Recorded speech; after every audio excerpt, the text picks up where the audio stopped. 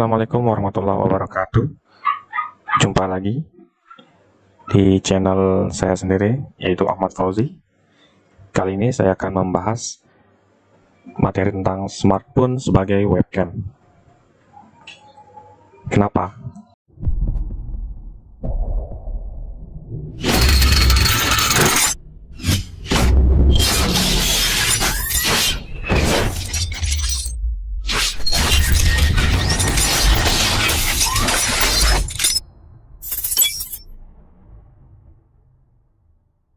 Yang pertama, khususnya bagi para guru, kebutuhan webinar atau seminar berbasis web dan juga live streaming dalam mengajar meningkat, apalagi di saat-saat masa pandemi saat ini. Jadi kebutuhan akan webcam di laptop itu secara tidak langsung kita sadari menjadi sangat penting seiring dengan kebutuhan kita untuk mengajar berbasis dalam jaringan atau daring ataupun online. Yang kedua, rapat kerja koordinasi atau meeting selama masa pandemi ini cenderung berbasis online. Jadi yang biasanya meeting itu di suatu tempat, di suatu kantor, gedung, ataupun restoran mungkin kalau di swasta, sekarang beralih ke online atau dalam jaringan atau dunia maya.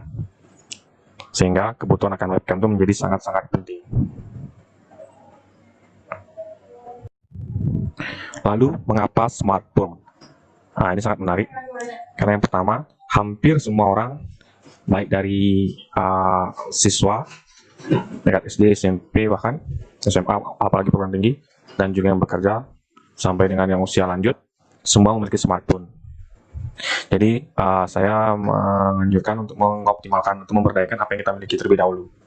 Lalu yang kedua, membeli webcam tambahan pun tidak menjadi sesuatu yang praktis, karena hanya menambah satu fitur, yaitu untuk merekam gambar kita dengan mengeluarkan biaya ekstra.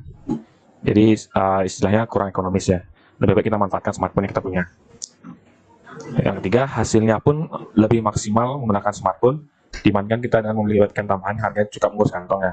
Apalagi yang webcam yang harga di bawah 1 juta itu hasilnya tuh masih kalah dengan webcam smartphone yang harga 2 jutaan, khususnya yang merek Vivo ataupun Oppo.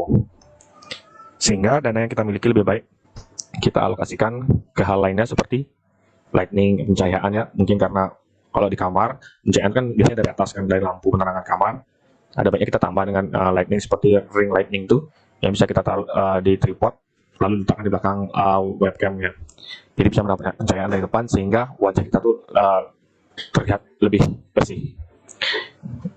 Bisa dialokasikan juga ke headphone agar untuk seminar, ketika kita mendengarkan seminar maupun berbicara itu juga jadi lebih baik. Dan yang pasti kuota juga ya, daripada kita nambah beli webcam eksternal yang hasilnya bisa jadi kurang maksimal, lebih baik kita alokasikan untuk membeli kuota.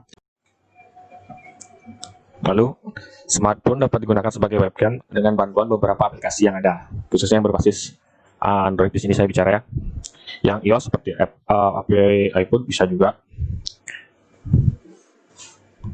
Di sini aplikasinya antara lain itu Droidcam Wireless Webcam. Nah, itu aplikasinya akan kita jelaskan untuk materi kali ini. Dan catatan penting untuk ini, biasanya selama digunakan sebagai webcam, smartphone yang kita miliki itu tidak dapat dilakukan untuk seperti fitur telepon atau SMS atau chatting. Untuk SMS mungkin sudah lama kita tinggalkan ya. Tapi kalau untuk chatting dan telepon masih sering kita gunakan. Jadi saran saya juga kita ingin melakukan fitur terutama chat yang berbasis WA, ada baiknya kita install terlebih dahulu di laptop atau PC. Jadi sehingga kita menggunakan webcam kamera menggunakan smartphone, kita masih tetap bisa chattingan WA melalui laptop yang sudah diinstal WA webnya atau aplikasi WA di PC-nya. Untuk telepon ya sementara bisa digunakan terlebih dahulu. Mengapa kita memilih Droidcam Wireless Webcam? Yang tadi, aplikasi yang pertama. Karena di sini saya menganjurkan menggunakan aplikasi ini. Dia mendukung atau mensupport platform seperti Android dari smartphone Vivo, Oppo, Samsung. Itu dia support. iOS macam kayak iPhone support juga. PC laptop yang berbasis operasi sistemnya Windows dan Linux. Di sini saya menggunakan Windows 10 ya, Asus saya laptopnya. Lalu konektivitasnya bisa menggunakan WiFi. Jika jaringannya kencang, boleh menggunakan WiFi, tapi saya sarankan lebih baik menggunakan kabel USB agar jaringan itu lebih stabil. Kalau WiFi kan kadang-kadang kalau hilang ada, gambarnya juga terpengaruh ya. Lebih baik menggunakan kabel USB, jadi biar lebih stabil. Untuk versi dari Droidcam ini sendiri ada dua ya, yang versi free dan berbayar. Yang untuk Android ini bisa di-download di Play Store, ketik saja Droidcam wireless webcam, itu nanti keluar Droidcam wireless webcam yang free gratis dari developer Dev47 Apps. Yang berbayar juga Droidcam X wireless webcam Pro, berbayar. Di sana tertulis harganya 50.000. Nah, sebelum kita melakukan webcam dengan smartphone yang kita miliki, ada baiknya kita mempersiapkan alat-alat seperti pertama, pastikan kabel USB-nya ada, karena kita di sini menggunakan USB bukan WiFi, agar jaringan tetap stabil.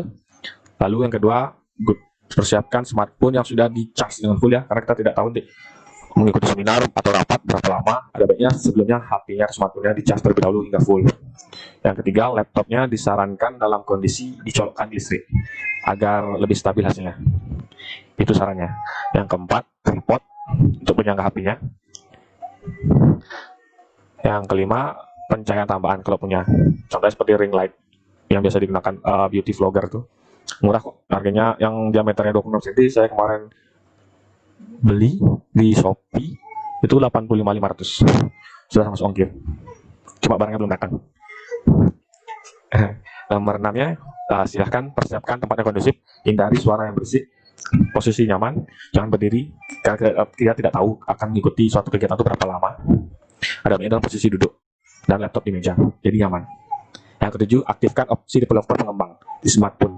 Jadi sesuaikan tipe HP-nya. Kalau saya menggunakan HP Vivo V11 dan S1 Pro, ada dua, jadi Vivo semua. Jadi sesuaikan, nanti masing-masing ini beda-beda sedikit ya.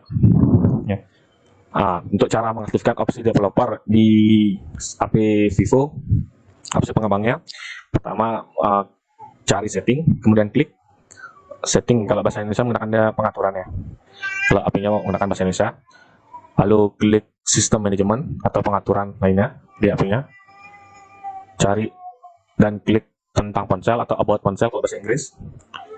Dan terakhir kemudian klik versi perangkat lunak atau software version. Klik kurang lebih sampai 7 kali hingga muncul kata-kata